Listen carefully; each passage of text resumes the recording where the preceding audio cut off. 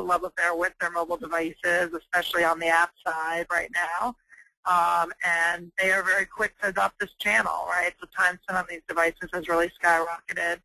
And it makes it difficult for those of us on the marketing side to even keep up with how quickly consumers are adopting the devices.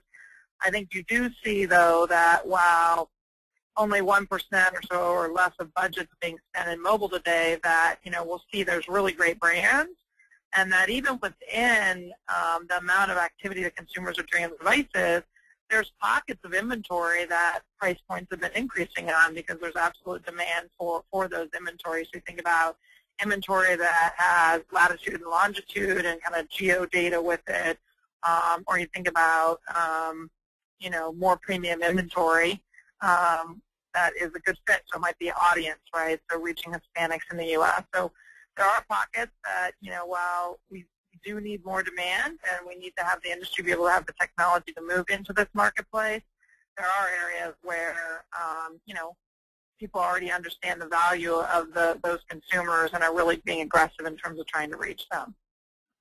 Yeah, and I think what I would add to it is I think we need to be realistic about that mobile's going to produce incredible supply, right? I mean, there's so much activity on mobile. I think supply will never be the issue so much as how do we get to a point where we can scale,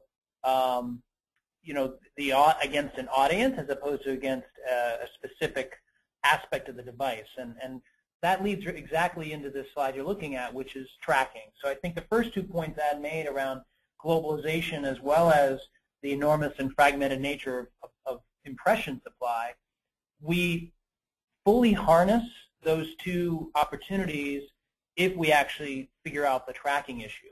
And by the way, we've got a number of questions coming in from a handful of people.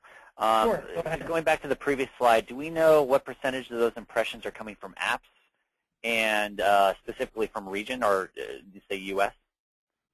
So if you go to inmobi.com/research, there's huge amounts of data in terms of how much of that traffic is coming from each country, each market, each level of device.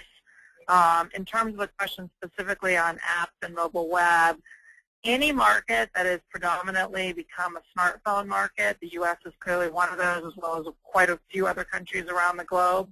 But if the market is already really predominantly a smartphone market, then a majority of usage is now on the app side versus mobile web side, and that's going to change over the last 2 years.